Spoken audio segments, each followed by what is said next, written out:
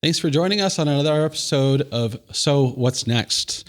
Today I am your solo host, Jeremy Madore. Kristen, unfortunately, is not with us today, but she'll be back on the next episode.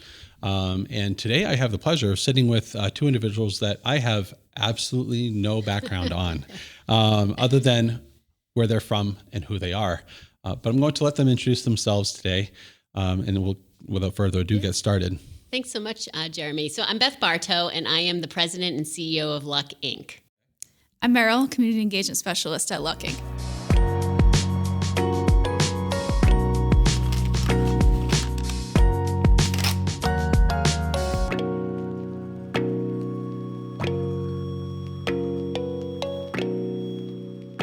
So we'll talk about your position in a moment, but Beth, let's get started with what is LUK, Inc.? What is LUK, Inc.? Well, first of all, do you know it's an acronym?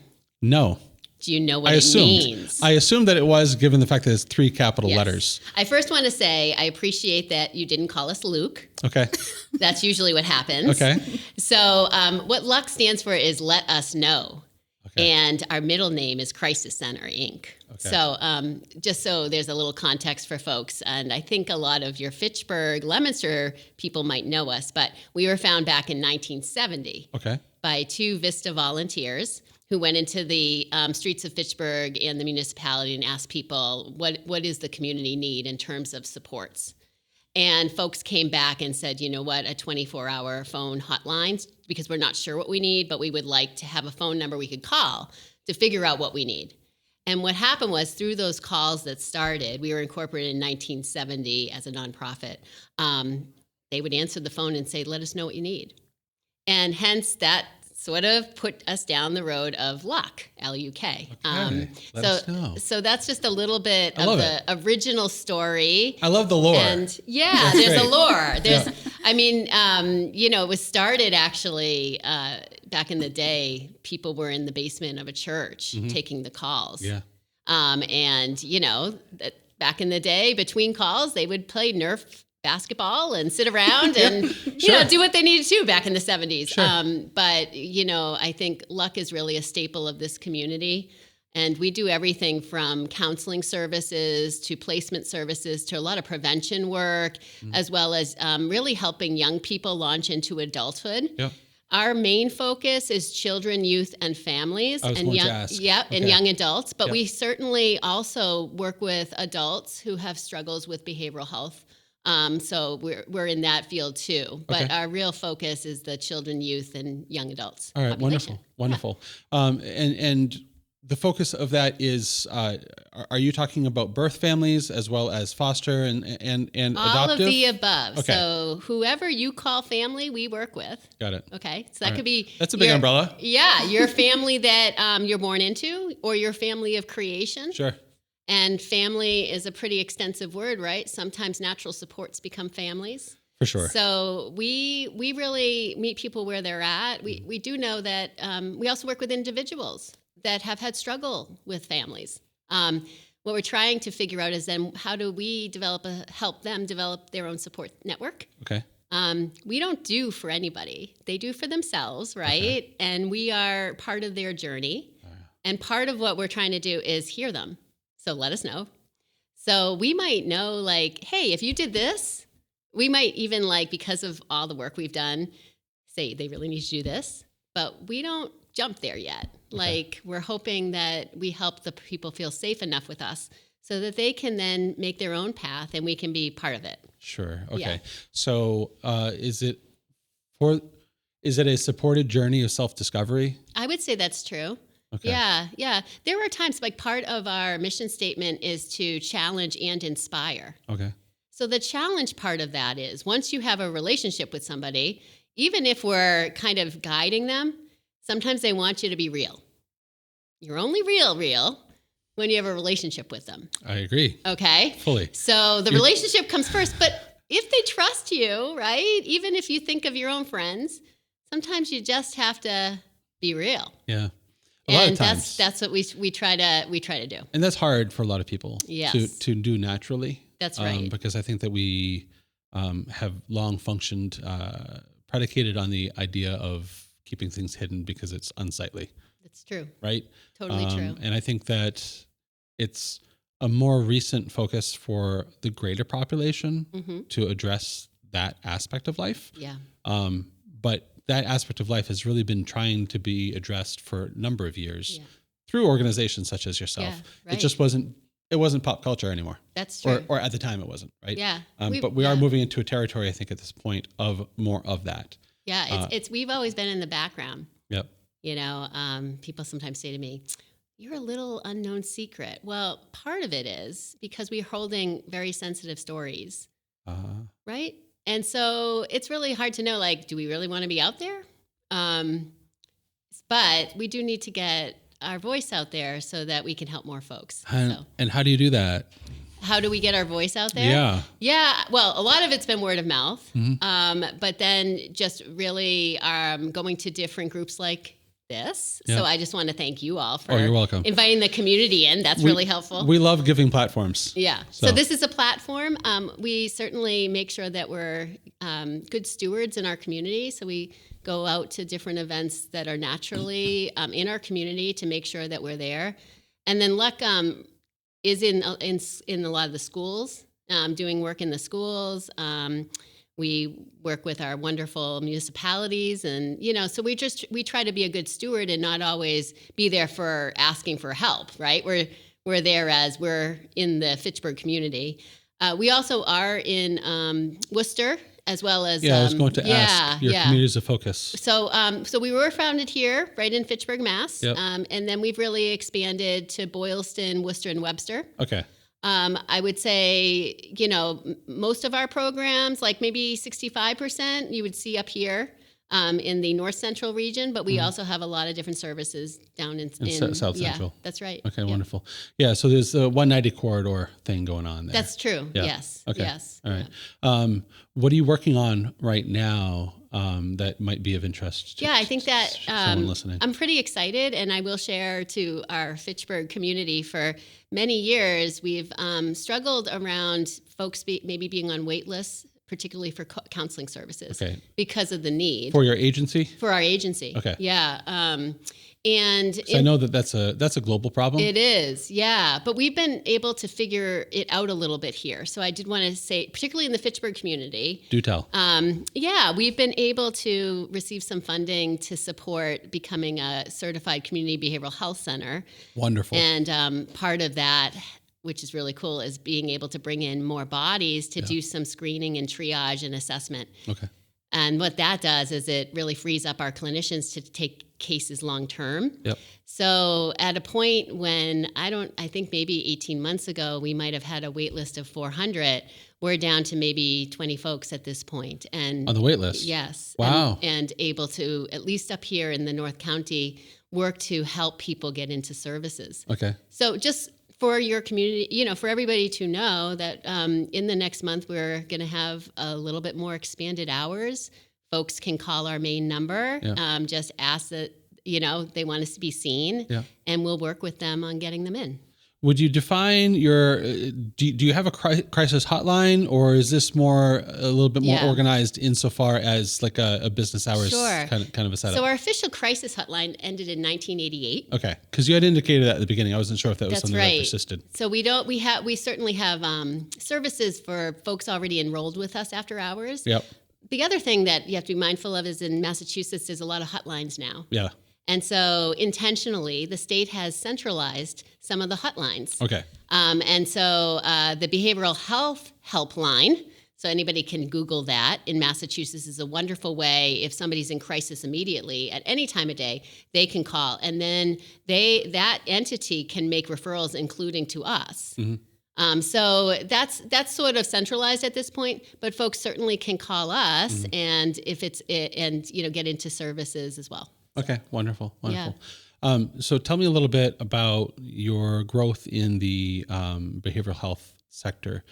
Is that becoming a larger focus of your of LUK? Yeah. Or is this still kind of like a module add-on, so to speak? Yeah. I would say it's always been a focus. Okay. We started in terms of the services that LUK started were real grassroots. Okay. And they were funded by, back in the 70s and 80s, United Way. eventually some state agencies to help us. And we got into what we knew, right, is as we're working with kids and families or in schools or through services, that the common denominator often was behavioral health needs or family system needs. And so when we saw that, we really knew that we should make sure we can also be accessible to those who don't have state agencies, or they could have state agencies too, but by billing insurance. And so that's part of our clinic license, is being able to take anybody's insurance like a medical professional would and help folks through that entity. But I wouldn't say that it's always been there as a thread. We're just getting better and listening to the needs of our community better to figure out how to innovate so that we can get folks in quicker. Outside of that area, what other areas are you most interested in growing and developing? Yeah, I would say the way we see it is you can't just develop one without it impacting kind of the other, right? So we think of our services lumped in sort of 5 areas. Okay. So first is prevention, and that's really working with young people before maybe they get to a spot where folks are pulling their hair out. Like it's actually using them as a vehicle to help other young people with their own mental health. So we go into schools and we find these awesome peer leaders as an example. Yep. And they help us teach young people about like violence prevention and healthy relationships, right? So we really feel like that's a really important piece. Like we should not miss out on prevention, right?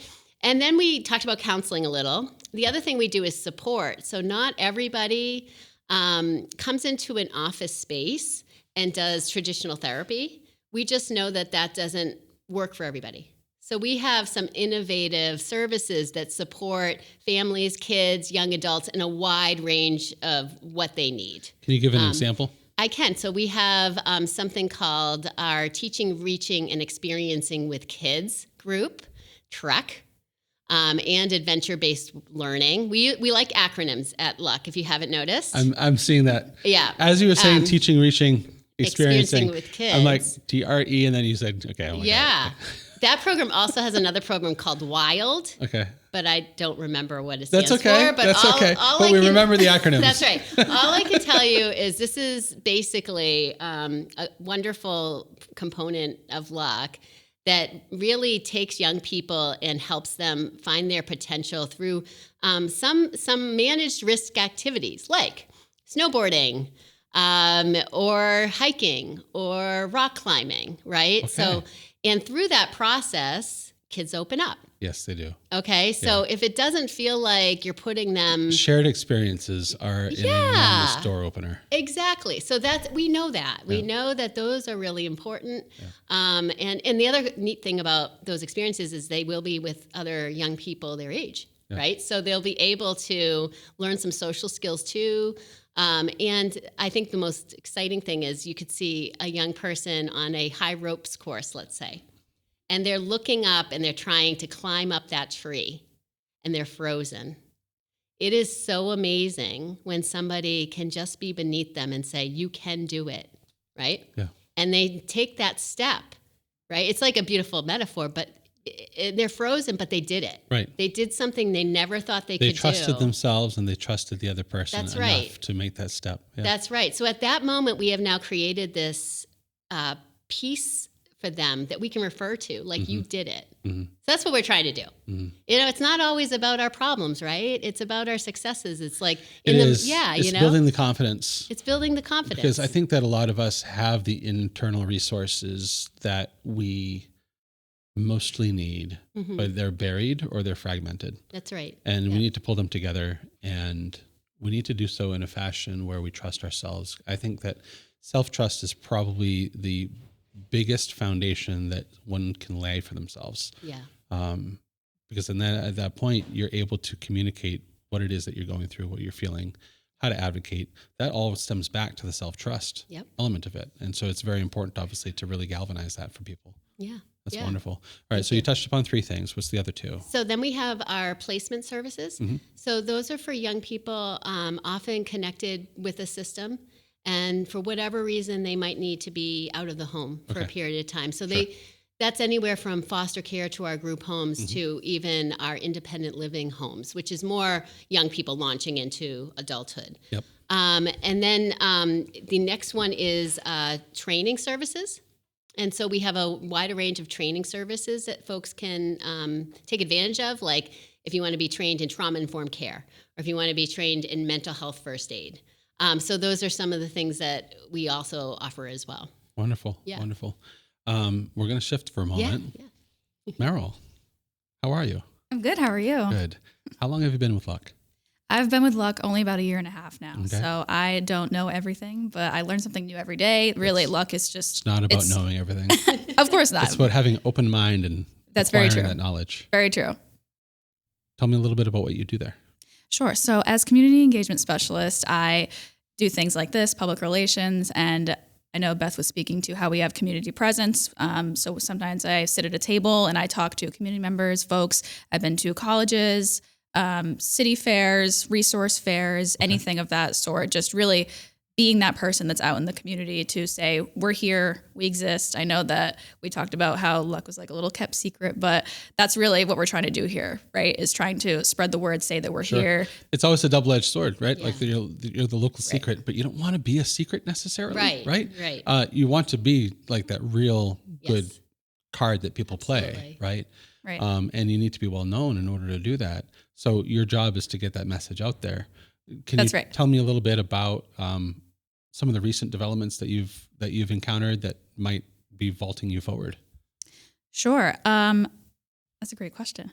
I think that at the beginning, it was a little bit difficult for me to speak on LUK as an agency because there's just so much to learn. We have so many programs. So many acronyms. There's that. Yes. Many acronyms. Check. Wild. LUK. I don't know. That's right. Many programs. So many wonderful things to speak to, but there were also folks coming up to me and saying, "This is my situation. How do I do this?" And at first, I was like, "I'm sure there's a way. We have so many things we can offer you, but I don't know that all yet." So over the past 1.5 years, I've been able to put myself right into all these situations and learn so much about LUK's individual programs. Dive in, figure out the acronyms, right? Yeah. And you have a cheat sheet? You have a checklist or a cheat sheet somewhere? We do. We do have a cheat sheet. It's quite long. But that's really the most wonderful development is that I feel like I have more presence in the agency and outside that I can be able to tell folks, we do have this program, we do have this, and I can send you this way. Or if I don't know, I know the email that you can reach out to. Sure. Or I know that we have a wonderful referral department that can help you find what you're looking for. Yeah. You become a little bit of a switchboard at that point, right? That's right. Like where you're just routing people to the proper general department. And then from there, it gets routed even further. And so that's wonderful. So you have all of these contacts, all of these, this network that you're carrying behind you or even in your hand. Where are you going with them? So you're saying about booths and community engagement, trade shows, and things of that nature. Are you also in classrooms? Are you going to schools at this point where you're reaching out? I think our human resource aspect of LUK does schools quite a bit. Okay. Another thing that, and I don't mean to interrupt you, Meryl, but I just remembered was our awesome internship program. So we're trying to get young people excited about human services. Okay. That's part of the prevention work too. Yeah. We can get young people in high school excited about human services. They then can go to college and they'll come back to us. Yeah. And they'll help out, right? Sure. And we're working... planting seeds early. Yeah, we're planting a lot of seeds. So we're working with a lot of whether it's the community colleges or colleges in Central Mass to provide some paid internships too. So we have some paid internship slots. And so that's how we get into those schools in that way often and do a dual purpose there. So we're promoting LUK, but we're also trying to get staff. So we always need staff. Yeah. Look on our website. And if people want to do that and come to work for us, it's another really great opportunity. Right now, are you experiencing a deficit of staff that is more economy driven, or is it just simply you have such an influx of need? Yes, I would say both, right? Okay. So I would say it depends on the position. Yep. But certainly anybody who is interested in helping human beings. Look on our website. Not everything needs a degree. There are some areas that do need a degree. Sure. And specialized. It's more of a specialty, correct? Yeah. And sometimes those folks are harder to find because there's such need. There's a lot of opportunity. Us grabbing them up, right? So that's and that's okay. Yeah. I mean, but it is a very rewarding field. So like to plug human services here too. For sure. Yeah. And it's interesting how industry. And I know that mental health care or even people health care, it's hard to call it an industry, right? Because you don't look at it from a commercial standpoint. Right. But the truth of the matter is there is a supply and demand even within it. And it's funny to see interesting rather, to see the demographic change over the years of what industry is the popular or the hot industry to be involved in. I remember back in the mid 90s, if you knew anything about IT, you were selling like hotcakes, right? Yes. And now that's not like that anymore. It's been flooded to the point where there's a lot of common knowledge associated with IT and software programming, things of that nature. And so through the years, we've shifted the industries themselves have just kind of ebbed and flowed. Yeah. And now we're in a mental health and just general healthcare shortage. Right. Yeah, you would say that's true. Approaching crisis. Yes. And so it's definitely a challenge to see that happen. And I know for my own purposes, not to air too much, but for our own needs, we're up in Maine. I live in Maine with my wife and 4 daughters, and we were in need of family health services for mental health care, and not happy at all because we had to seek online help because the local the in-office help was near non-existent. There was wait lists 4, 5, 6 months, and when you're in need of immediate care, you don't have that luxury to wait. Absolutely. And so we have to turn to online services, which is better than nothing. Yes. But it's not the right answer. That's right. Right. That's right. Sometimes it's helpful for some. And we do that too. We do virtual if people need that. But a lot of times, families in particular, connecting in a different way through in-person work is where it's at. Yeah. Hands-on cannot be beat. Yes. We have not yet, and I don't plan on having any virtual podcasts. Yeah, that's good. That's good. The reason for that is exactly what you're outlining, is that the level of care that you can bring to the table when you're in person and able to exchange body language. That's right. Like the body language says so much more sometimes than what we're even speaking. Yeah, and you don't get any of that virtually, or at least it's deadened anyway. That's right. That's right. Circling back to the community involvement and the outreach, tell me a little bit about your year and a half and how that arc played out. I mean, obviously there was a lot to learn with LUK itself, as far as the capacity, what you could do, couldn't do. I'm sure that there's even a list of things that you're not able to say yes to or whatever, that kind of thing. But what was your largest thing that you learned in the process, other than understanding LUK as a corporate organization? Sorry. I think that one of the biggest things I've learned is that there are so many folks who are willing to help us and support us. They just maybe don't even know that we exist yet, right? Or they don't know that much about our organization. We have so much wonderful things to share and all of our wonderful work. We're proud to be part of this networking group of local professionals called Central Mass Business Network. And a lot of folks didn't necessarily know what LUK was, or they said they do great things for the community and for kids, but really, what is that? Sure. And so I have this opportunity every week to give presentations, to be able to share with folks all the wonderful work that we're doing. Wonderful. And sometimes this is a quick, we have the speaker coming to give this person-centered presentation. If you know anyone interested in that, then come this way. But when I get to have the opportunity to give a 10-minute presentation to the group at large, they all are listening to me speak for 10 minutes. And at first that was really daunting, but then I got to build. Had you done public speaking prior? Not a whole lot. I mean, I went to college for business, so I had a few opportunities to be able to give presentations, but this is all classmates, people of my age group, my peers, or people that I've studied with for the past few years. Now you're looking at people who are in their retirement years or right in the throes of so middle age. All these wonderful, successful business owners, and I'm I feel like a total newbie here. I don't know what to do, but that really comes with building these relationships, and that comes full circle, right? Is building these relationships with these community members so that when that time comes, they want to support, or they know that if they meet someone who's going through something, they say, oh, I remember this woman that spoke, and they have this program. And so when I have that 10 minutes where, you know, that's really a whole lot of time at first, but with the scope of what LUK does, with the scope of what LUK does, right, with all of the wonderful things that LUK does, it's like it's over before I know it. And occasionally when I give my presentations, I do like a half year in review. I can't even do a year because I wouldn't be able to fit it all in. And this is just random pictures and highlights and events. And this isn't just all the wonderful work that goes on within the individual programs. So it's like, it's over before I know it. I see the timer giving me the 2 minute and I'm like, oh my goodness. But I've been there. But that's really, I think, the most rewarding part at the end of the day is being able to have this response from the community members. And at the end, they all stand up individually and tell you how you did in your presentation, which is scary. But then it's when it's so rewarding when they say, now we know that LUK has this program. And I didn't know that you had foster homes. I didn't know that you had this. I didn't know you had that. And so then when that's really the important thing is getting that message out. And then they also have their own networks. And then those folks have their own networks. So it's like the word of mouth is just so powerful and you don't even know it. That's great. Yeah. It's a real shock in a positive way when something seemingly innocuous or simple is on the surface, like, you know, LUK Incorporated. It's like, oh, okay, what is this? You start looking and then you start peeling back those layers and you're like, oh, this is deeper, deeper yet. And then you have to kind of boil it all down to a digestible 10-minute.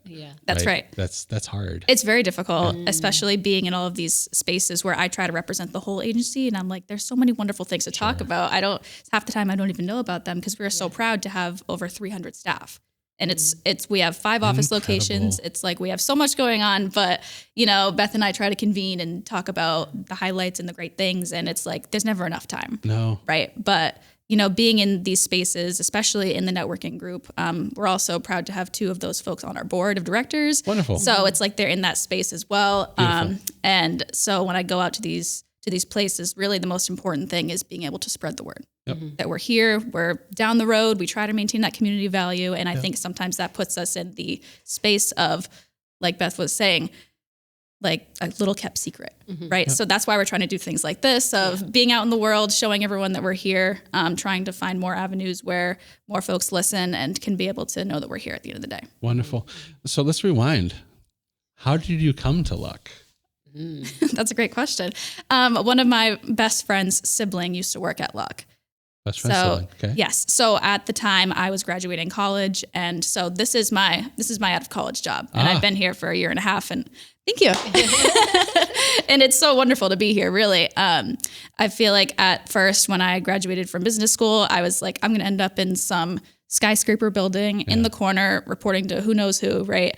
And then my friend's brother had said, oh, this is the place I work for. He had always talked about how wonderful it was, how the wonderful things they were doing in the community. And he sent me this opening for a community engagement specialist. And I was like, what is that? But I was like, I don't know anything about human services. I don't know if I'm right for this, but then I met with the team and with Beth and with our wonderful admin folks, and they just heard me out. And I thought that I could bring some public speaking. I was like, I'll be a little nervous at first. I feel like I've gotten a little bit better, but, so that's how I landed myself in this position. And I feel like I've just learned so much since I've been able to be here. Well, you're well-spoken. Thank you. I'll tell you that. Thank you. So I think that you're well on your way. I do very well with small group. I'm horrible public speaker for large group. Horrible. I freeze up, and or I don't, but I get this like glazed feeling that happens where I'm like looking at nobody but everybody at the same time. And it's just very daunting for me. My heart starts racing. It's not fun. It's not good. No. But I love small group conversation because you really get to pull out the personality in individuals and really understand them a little bit more granularly. You don't get to do that with group. You have to present yourself granularly, which I can do one-on-one, but just fails on large group. But well, there's always human services. There is. Are you plugging me, Beth? I'm going to do it everywhere I can. It's a lot of one-on-one. That's fine.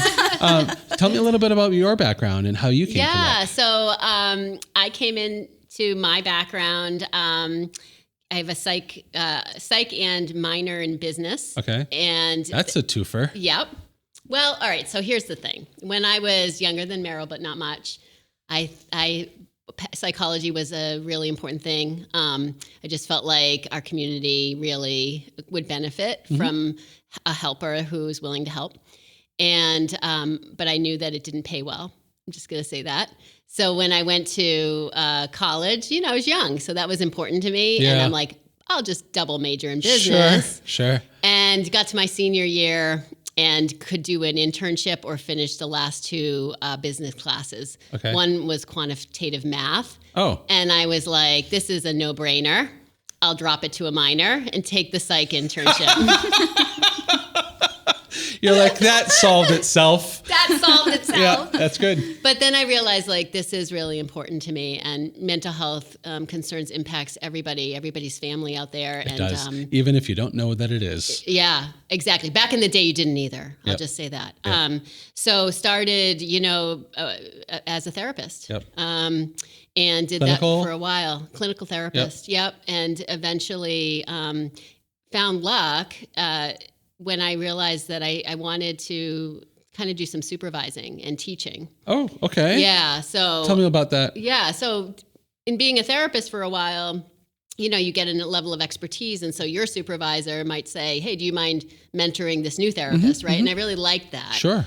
And decided to look around to see if there was any place taking a supervisory role. Yep. So I could still do the clinical stuff and then also be a supervisor. And did some interviews, and LUK stood out to me. I always tell this story in orientation that 3 directors actually did my interview, and I was young. And so that could be daunting, but they didn't make it daunting. Okay. It was a conversation. Yeah. And those are the best hooked. ones. Yeah, I was hooked.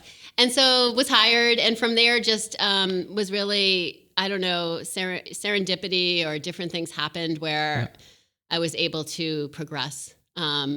Director to a senior manager, ran our trauma center, our PTSD trauma center nationally for a while. Okay. And eventually there was an opening for the president and CEO position, and people put a bug in your ear. Yeah. Sometimes you don't know it yourself. No, that's true. Title's not a big thing for me. That's good. That's good. Yeah. That's good. So, but I did, I put my name in, and here we are. And that was 8 years ago so I've been in this role for 8 years. Wonderful. Yeah. Wonderful. And you must have a board of directors? We do. We have a wonderful board. How many people are on the board? Right now there's 11 folks on the board. Wonderful. Wonderful.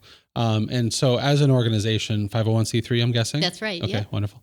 From a donation standpoint, Sure. how do people, what kind of relationships are you trying to build specifically? Absolutely. So, this is both Meryl and I's role, and it makes sense because we're out in the community. And I will say, before I get to asking for money, I just want to say, one of the things I think Meryl has really taught me is that this connection with business is so important. Yep. And so one of the things is okay, now we have a few businesses that really get us. Mm-hmm. How do we understand them? Okay. What makes sense for people to give? What is that sweet spot? And part of it is really thanking them, we believe, throughout the year. So if they're going to support us for an event, like our gala is next week. Okay. And I just will plug, and I know this is going to be late, that we have 200 businesses who are supporting us. Wonderful. Whether that's through in-kind donations, sponsorships. Yep. It's amazing. And they do it every year. They've done it for 12 years. And they really don't want a lot of wow, we supported you, but we're really trying to figure out how do we make sure they know that we are so appreciative of them throughout the year. And so that's an example. And we have a cool giving tree program that happens every November and December. And we, I believe, gave 750, or was it more, Meryl? 800? I want to say it was close to 800 or 900. 800 children and youth gifts from our giving trees that businesses hosted in Central Mass. Okay. And so there's just a lot of businesses that are very caring. They are. that do this throughout the whole year. And they're quietly caring. They quietly care. They're not horn blowers. No, they don't want that, but we're going to intentionally continue to try to thank them. Yep. So things like that. So businesses who support us is so awesome, whether it's monetarily, whether it's for one of our events, whether it's a giving tree. And then individual donors are really helpful too. So there's sort of in nonprofit world 2 buckets. There's restricted giving, where you can say, I would like this to go to this program. Yep, it's earmarked. That's right. And then there's unrestricted giving, and we appreciate both of those. Sure. Unrestricted giving in a different way helps us innovate, right? It helps us kind of grow things and do things. As needed. Yeah, where needed, yep. Yeah. Wonderful. Funding-wise, yes. Are you also using state grants? Is there a regular dispensation there? That's right. So we have... when we try to figure out a community need, we figure that out first, and then we look for funding. Okay. So we don't look for funding and then figure out the community need.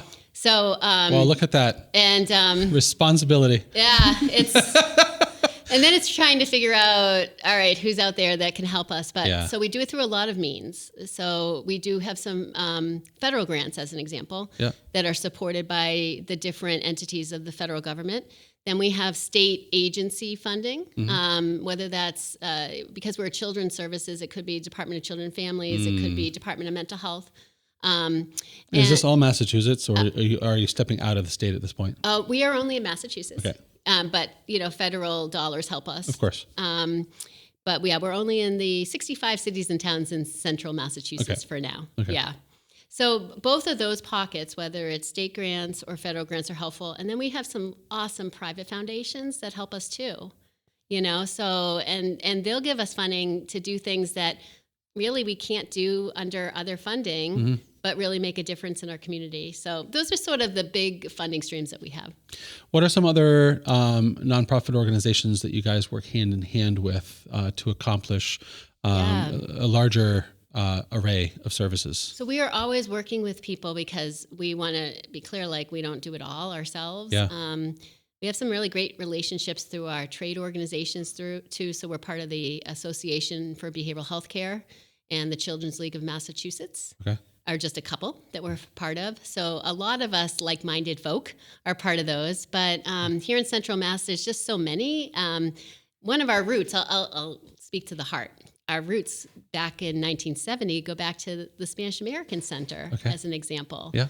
And they just do some wonderful work. And so we partner with them, and that's still a vibrant relationship? We do, yeah. We still have that relationship. 50 years going strong. 54, yeah. 54. Yeah, so there's just so many. I would say we're very lucky in Central Mass to have so many nonprofits. There are a good number. Care for kids and care for adults. And they're really strong with how they're doing it. That's right. I would definitely say I think Central Massachusetts needs to give itself a collective pat on the back for doing a lot with a little. That's right. Because from a community support standpoint, we really are a very grassroots oriented base. Yeah.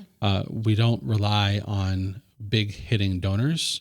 We rely on the average business owner, the average, mom and dad, to support our causes. That's right. And it's really heartwarming to see that level of ownership and commitment. That's right. Yeah.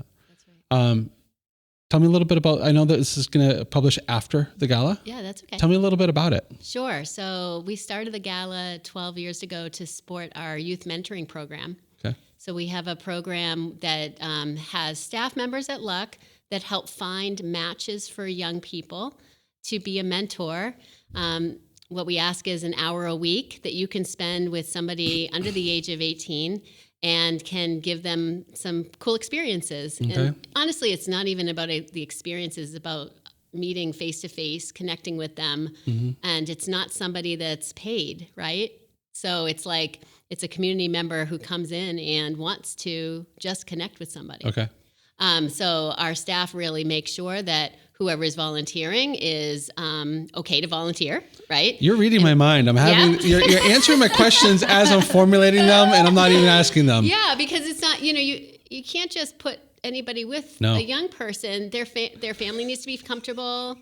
You have to make sure that they're in it for the right reasons. Yeah. So there's a lot of that like process that our staff do initially. They recruit, they screen, they do a lot of interviewing, and then they match, and they're with that match, making sure it's okay before they, and then they're always checking in, right? So, are these all adults, or they can also be school-aged teenagers? The mentors are over the age of 18. Okay. The mentees are under the age of 18. Okay. All right. So there's always that bridge. Always that bridge. Yep. Yeah. So Wonderful. So anyways, the gala every year helps support this program because our funding doesn't support it totally. Okay. And so, and it's a wonderful event. It's called Where is it this Kids year? at Heart. It's at, this year it's at the Devon's Common Center. Okay. And it's all themed Valentine. You can think of it that way. Yeah. We have a lot of fun games we play. Yeah.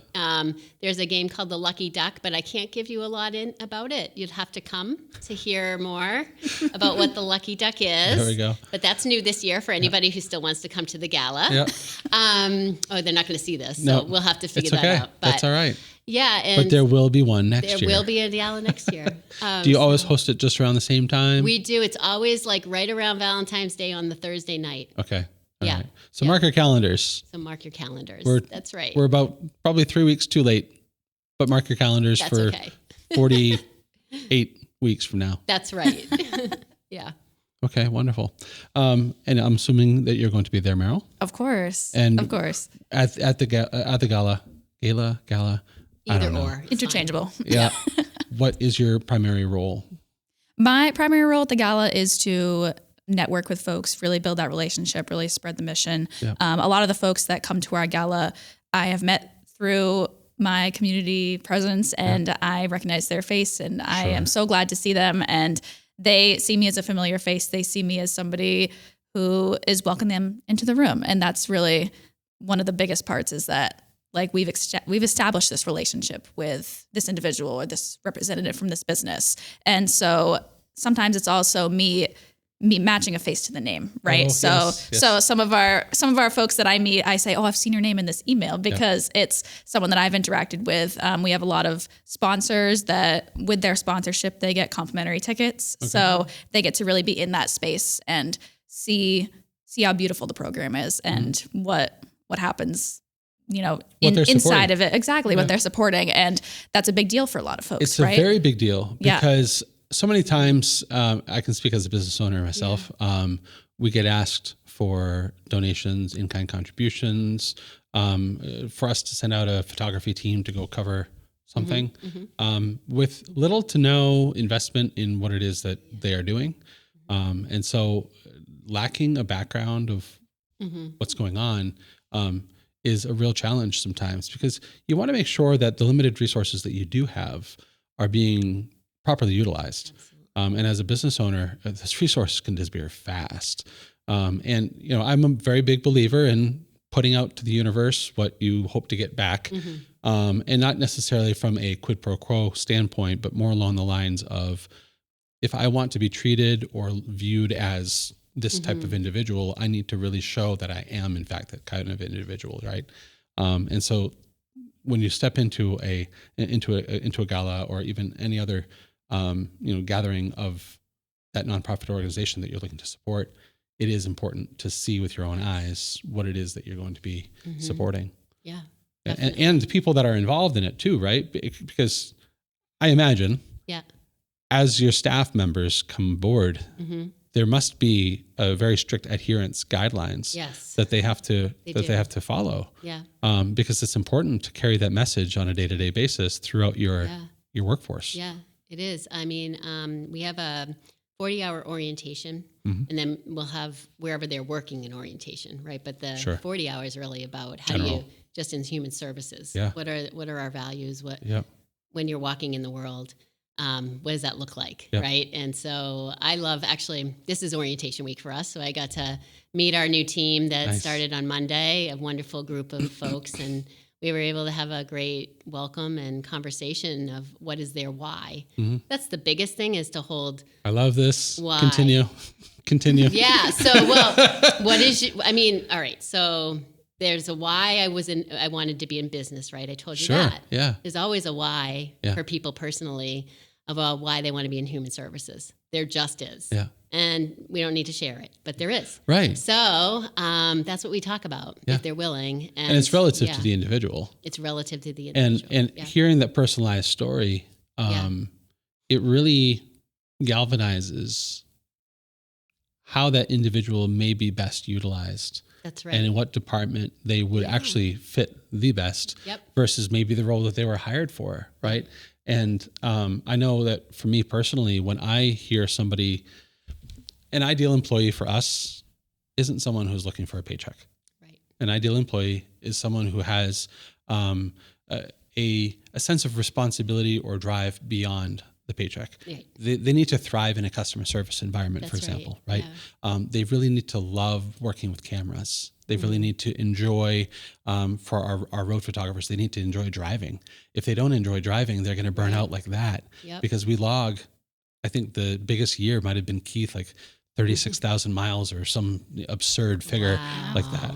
And it's one of those things where you have to interview for these potential burnout spots, right? And I can imagine that from a mental health standpoint, dealing with very challenging situations, that's haunting. That's right. Right? Yep. And so you go home with that. So, there needs to be some sort of decompression program and things like that, right? We talk about that from day one. Yeah. I share my little collage of things that I do after work or before work. Wonderful. And I ask people to share what are they going to do, and some know right away, and some don't. And I encourage you get some folks deer in the headlights, I'm sure. They need to figure it out. They'll have to figure it out quickly because it's not helpful. I mean, we all ruminate. That's sort of our human being. You wouldn't care if you didn't, but you have to let it go sometimes. You have to figure out how to let it go. Yeah, that's wonderful. Our admin Danielle, one of her New Year's regimens, routines, her mantras, instead of doing the whole New Year's resolution thing, they write it on pieces of paper and they release Chinese lanterns, and nobody reads it. Nobody reads, and they don't say anything. They just put it to the universe, so to speak, That's a great one. And I think that's a wonderful way of doing that. And so similarly, we all have to come up with strategies either of our own making or influenced by others that can help us maintain a sort of sense of balance in our lives, so that, through doing this level of work, you're not then pulled down into something negative, right? Because you need to stay above it so that you can help pull people up. That's right. It's challenging. Again, human services there, Jeremy. That's fantastic. Wow. Okay. Lately, I've been having a fulfillment and purpose question in my head, and I love and hate this conversation all at the same time. No, this is great. But so in the spirit of the podcast, so what's next? I'd like to know a little bit about what's coming ahead, other than the gala, which is right around the corner. Oh, sure. What are you working on this year that you're trying to champion and forward? And the same question applies to both of you, but I'm sure there's going to be different perspectives. Yeah, so we're just trying to figure out, making sure that what we're doing is making a difference. That's one of our strategic plan items is how do we know, like, this expansion of behavioral health is helping? So we're trying to figure out what are those measurements and actually talk about that. Ooh, KPIs cannot be fun in that department. No, but we're trying to spice it up a little bit. But that is something that's important, right? To figure out, is what we're doing making it the impact we want it to make? Yeah. So let's do more of it, or we have to tweak. So that's something that we're always thinking about, quality assurance and things like that. And we are really focused, as Meryl and I were sort of talking about, is and what you shared about businesses is just making sure that we are thanking our businesses throughout the year and asking them what's helpful. How could we spearhead their mission, right? Yeah. We might not be able to give money, but we can share their mission. We can share what they're about, right? So we're trying to, that's a big piece of ours, is also just community engagement and reaching out to people and understanding what they need from their standpoint as well. Yeah. Okay. All right. Meryl, same question. Yeah. I mean, one of my big goals is this community presence and these establishing relationships. I think just continuing the relationships that I've already that have already started to blossom, but also to find new ones and to see if there's any other potential individual folks as well as business folks who may be a great supporter for us, and we may be a great supporter for them in another way. We're so grateful to have so many repeat supporters who come out year after year for our holiday giving program or for our annual gala or just in general. But I think that this is finding new folks to support us is also always a big thing as well. Okay. And I know that another pocket of funding that we're looking for is unrestricted funding. That's something that we're really trying to build. We have this wonderful endowment fund that we're really trying to push, which is going to help us fill gaps, make enhancements to our existing services, create new ones, expand our programs. This is also helpful in innovating our buildings, supporting the facilities that we can offer these services, right? And this is something that's often overlooked, but this is such a huge deal as well. Not only is funding for the programs important, but the facility in which they're housed, building this, supporting our staff. So this is sort of one fund that puts all that into one pool, lumps it all together. And this is something that we're trying to push. How do we show how important this is? Not just the frontline services, but the places in which they take place, how we can fill gaps, how we can do this, how we can build the infrastructure. It's like, how do we push how important that fund is to us as well? So I think that's a big goal for this year as well, that we're trying to establish these relationships with these folks to show how important this is to us. Wonderful. Yeah, and I want to just plug the the North Central Community Foundation. They're a wonderful partner, and they have the fund. So what's nice about the fund is they invest those dollars. So we're not taking them all and spending them, and then your dollar is not seen again. Oh. Yeah, it's something that we would draw down over time, and only the interest. So it's really investment into LUK. And I actually think that's great. It's the gift that keeps giving, right? So like whatever it might be, geez, I might have given this. And that's gaining interest over time. And then eventually LUK can draw down the interest side, but my dollar's still there helping in the future. So it's pretty cool. That's beautiful. Yeah. Not many organizations get to that level. Yeah. Well, we didn't start like 50 years ago with it. So it is a fairly new fund. I think it was established in 2021. And because we like to be quiet and humble, we're working at it. So, but we're putting it out there, and we are happy with the Community Foundation. Well, I'll help you shout it from the rooftops. Thank you very much. Our newly innovated rooftops. Yeah, there you go. Oh, wow, there we are. So you referenced 5 locations. That's right. What's the infrastructure at these locations? Is it you're busting at the seams at this point? It depends. So we have more than 5 because we certainly have some homes that children stay in. We can't speak to where those are. Yep. And we also have a young adult resource center that's on Elm Street in Fitchburg, where young adults can come in for resources, use our computers and all of that. So that's another in Fitchburg. Wonderful. But, we have a couple of office spaces in Fitchburg, and then we have our Boylston, Worcester, and Webster location. A lot of our staff do community work. So they might go into the office, but they're launching. Sure. And so in terms of busting at the seams, if it's a Wednesday and staff meetings happening, like you can't find a parking space, especially here at 545. But our work is sort of done everywhere, right? So the office location is just more of a secure base to come back to. Got it. Yeah. Got it. Wonderful. Yeah, and you guys are just around the corner from us. That's right. Yeah. And I can't tell you how many times I've driven by your building and always kind of head scratch. I'm like, I wonder what they are. Yeah. And so now I know. Now you know. Wonderful. So before we had brought this out, and you said, yes. So here we are. We missed it on the last one, and it's the Vertellus cards. Essentially, this is a lot of these cards, and this fits since we're just in February. But a lot of these cards are New Year's resolution / year in review, year ahead, kind of inspired. Go ahead and pick one each. And if you don't like the card, put it back. Okay. So this is not you have to have it as you play it. I'll start with you, Beth. I would shuffle it around a little bit because we try to shuffle it in between, but sometimes the same ones get picked. This one's deep, but I'm going to challenge myself. All right. I did not challenge myself with the one I picked. Just letting people know that now. All right. We'll start with Beth.